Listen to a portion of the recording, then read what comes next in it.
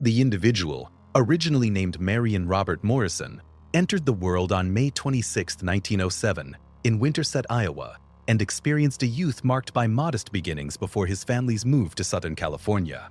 As a teenager, he demonstrated notable ability in both scholarly and athletic pursuits, securing a football scholarship to the University of Southern California. But a significant injury prematurely ended his sports aspirations, necessitating a reconsideration of his path forward. This pivotal moment eventually directed him to the motion picture business, where he initially took on miscellaneous tasks at the Fox Film Corporation, acquiring a foundational education in cinematic production from the most basic level. It was during this formative phase that the influential director John Ford, who would become a paramount guide in his life, identified his raw talent and commenced a period of instruction and mentorship.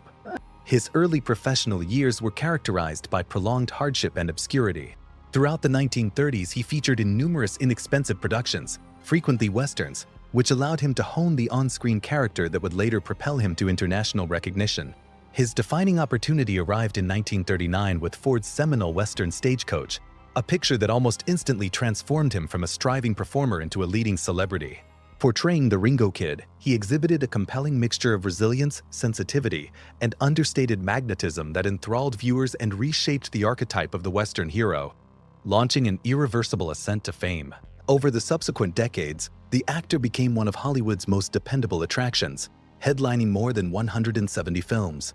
His repeated partnerships with John Ford yielded some of the most revered works in American film history, including titles such as My Darling Clementine, She Wore a Yellow Ribbon, The Searchers, and The Man Who Shot Liberty Valance. Across these films, his portrayals gained nuance and depth, most notably in The Searchers, where his depiction of the tormented Ethan Edwards unveiled more shadowy and ethically ambiguous facets of the frontier legend, a performance frequently cited as a career peak and a transformative moment for the portrayal of Western heroes. He also grew inextricably linked to war films that echoed both his private beliefs and the national sentiment of the period. Productions like Sands of Iwo Jima, The Longest Day, and In Harm's Way presented him as a resolute, authoritative figure, a leader who embodied duty without grievance. His work in Sands of Iwo Jima secured his first Academy Award nomination, acknowledging the emotional weight he brought to roles often defined by their stoic exterior. Despite a common association with traditional manliness, he displayed considerable range throughout his career,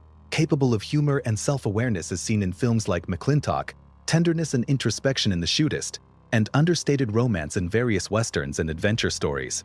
The Shootist, released in 1976 as his final cinematic appearance, functioned as a bittersweet goodbye not just to the actor himself but to a whole epic of Hollywood.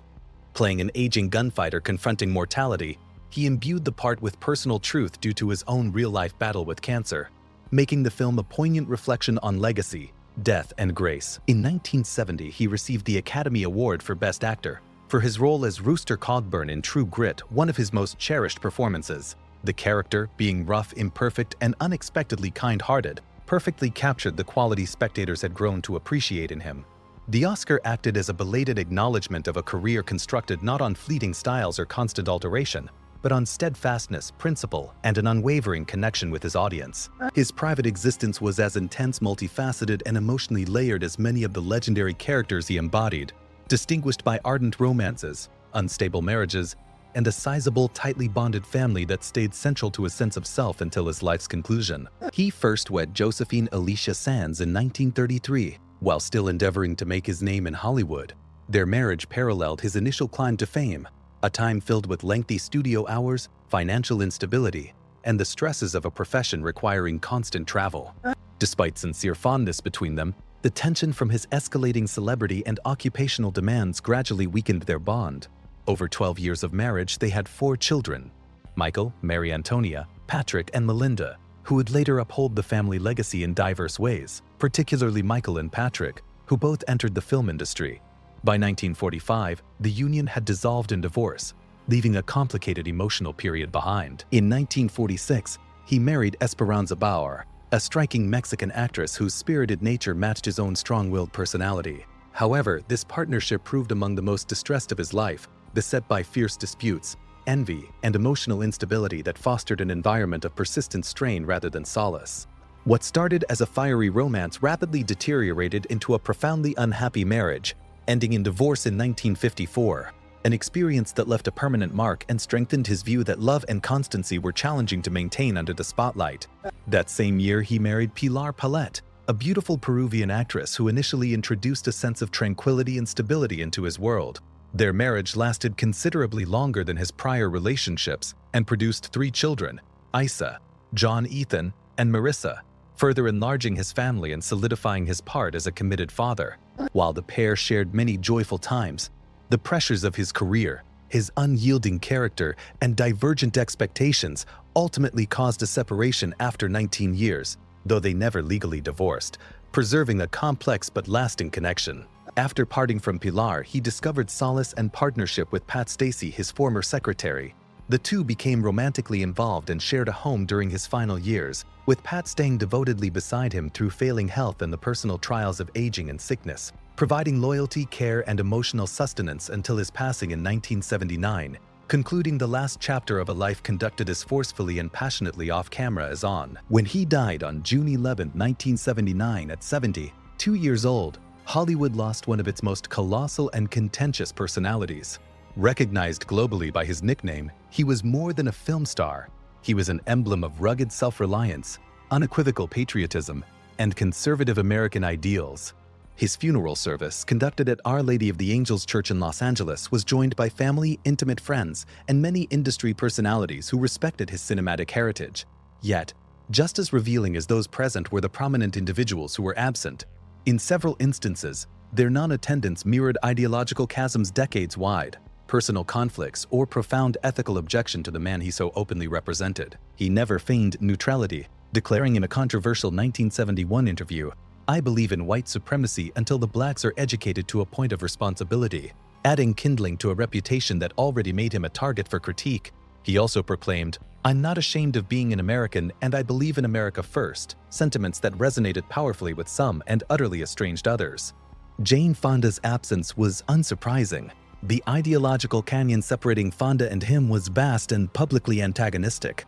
During the Vietnam War, Fonda emerged as a vocal opponent of the conflict, while he stood as one of Hollywood's most staunch defenders of U.S. military engagement. He famously discounted protesters, stating, "They call it protest.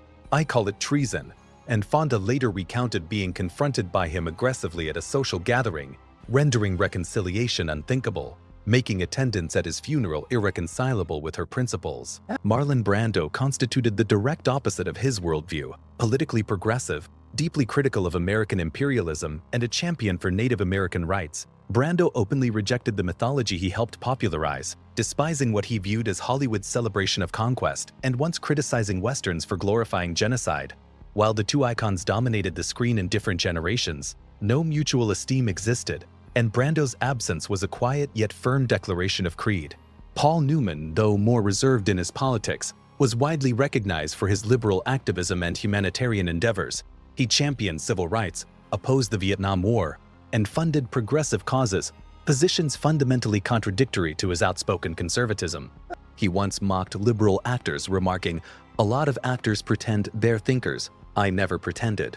And while Newman generally avoided public disputes, he maintained a distance throughout their lives that remained unaltered in death. Burt Lancaster was another performer whose values sharply conflicted with his. Intellectually vigorous, politically involved, and openly critical of McCarthyism and right-wing extremism, Lancaster saw him as representative of a Hollywood ethos he opposed, believing actors held a duty to question authority while he believed in defending it unapologetically.